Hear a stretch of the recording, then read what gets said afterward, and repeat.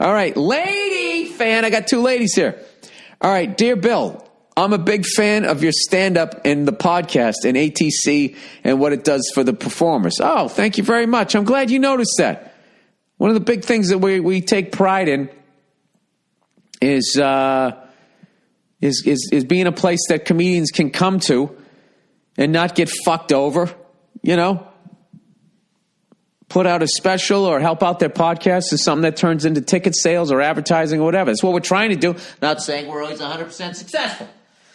All right. I enjoy, by the way, Jessica Kirsten's special totally blew up. So when she goes on the road, please go out and buy a ticket and go see her. She's an absolute fucking headliner. And also makes our company look great. When people like Paul Verzi put out a special and now he's a legit headliner, so I never get to work with him on the road anymore.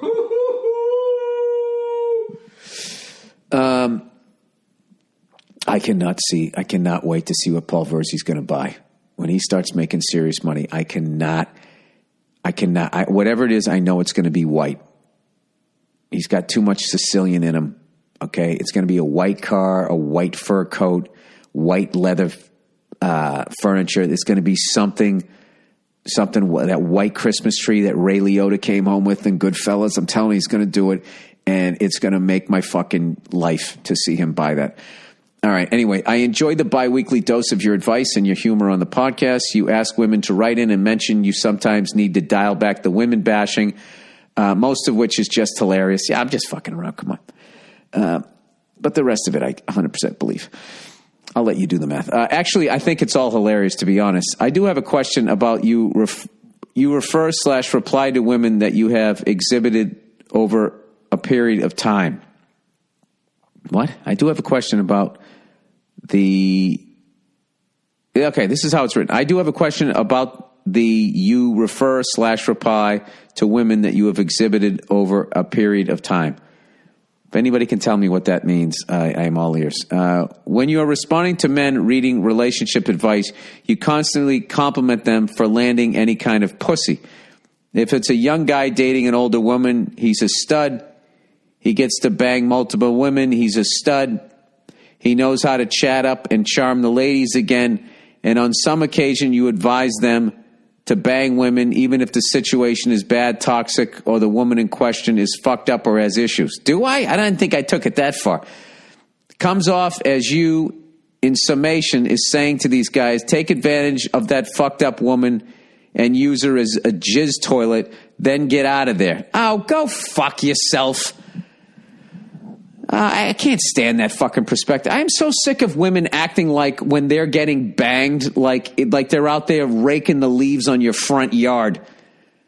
That whole fucking attitude women have where both people got laid, yet they still need like a gift bag when they walk out the door. Like something good didn't happen for them too. Like sex doesn't feel good for them. I am so fucking sick of them acting like they're put upon to have sex with a guy. If you don't want to bang a guy, don't bang the guy. But if you're getting banged, you decided that you wanted to get banged and you're fucking enjoying it, don't act like you fucking went out there and, cleaned out the gutters on the house. You got laid. Oh my God, that drives me up the fuck. That's them in a fucking nutshell. That they always got to play the fucking victim. Always. Oh, they're always the fucking victim. Anyways. However, you don't give women who write in any stud props and compliments or advice like that. I don't think that's true. I have. Anyway, there's no have a good time riding that dick, then dip out on his ass. Women seem to only have a place on a scale from beautiful, thoroughbred / good girl, which come off as women who have taken a respectable place as some man's exclusive breathing fleshlight. Oh, Jesus Christ. Did you just take a woman's studies class? To bottom feeder whore. I know you have your bits and all. I get that, but this seems to be a little different. Do you know the brilliance? This is how great women are with manipulation. I'm a big fan of your stand-up. I love the podcast, ATC, everything you do. I can listen to you bash women, and I find all of it funny. However, and then they get into their actual point. That's what they do. They totally get you all fucking relaxed. None of this shit. All that shit up front was total fucking lip service, and then they go into this. and this is why I have the issues that I do with, amongst other things, with women, is that they can never just square up their fucking shoulders and just fucking come at you. It's got to be this, look at this hand while the other hand does some fucking shady shit. All right. Anyway, what gives? I got to know. Just so you know, the times I've heard you call a cunt a bottom feeder whore, she actually sounds like a bottom feeder whore. Well, then I don't know what you're saying, because now you're buying it all back. Well, I do what you do. I'm doing what you're doing. All right? When you hear a story of a man and a woman, you put yourself into the story and you picture yourself as the woman. So you get overly sensitive on that side, and I put myself into the story. I look at myself as the guy, and I get overly sensitive for the guy. I mean, not to the point of describing food as yum-yums. So that's basically what's going on. I'm just doing what you're doing. All right? And that whole fucking thing back in the day, how come if a guy does it, he's a stud? How come if a woman does it, she's a whore? Is one of the easiest answered questions ever. It's the skill set involved. All right? For a guy to get laid, it takes skill. There's a skill set involved. For a woman to get laid, like a woman's opening line in a bar could be like, hey, do you want to fuck me? She's going to get laid. If a guy walks in and does that, he's going to get drinks poured over his head. He's going to get slapped in the face. He's going to get canceled on social media. There's no skill set involved. That's why. Does that make sense? You don't have to come up with a fucking opening line. I played this game one time with my wife. I said, you know something? Because she was bitching about all the dumb shit guys would say to her back in the day or whatever when they tried to hit on her. And I was just like, all right, fair enough. That is dumb shit, but let's just turn the tables. You hit on me. You come up with a line to dazzle me. Guys, do this with your woman. It's fucking hilarious. The lack of game they have. As bad as your game is, you wait till you hear that they have zero game. She was saying to me shit to me, and I was just laughing.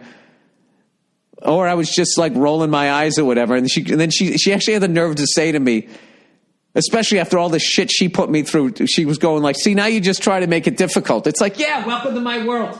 Welcome to every guy's world. So, I don't know. I don't know what you're saying. I mean, I'm actually at this point questioning if you're even a fan. I think that was all bullshit, and you probably actually don't like me. I'm actually thinking that you're the guy you're with likes me, and you fucking hate me.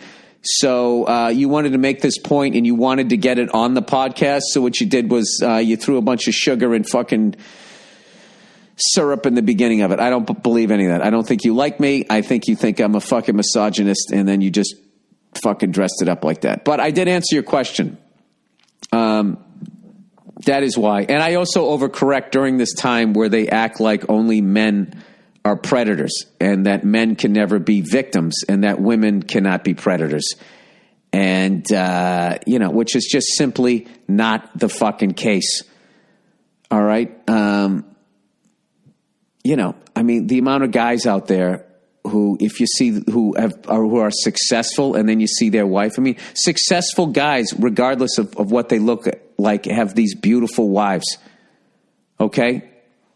And, there's this fucking thing out there that, a certain level of woman does not fuck with a certain level guy, until he reaches a certain level of success.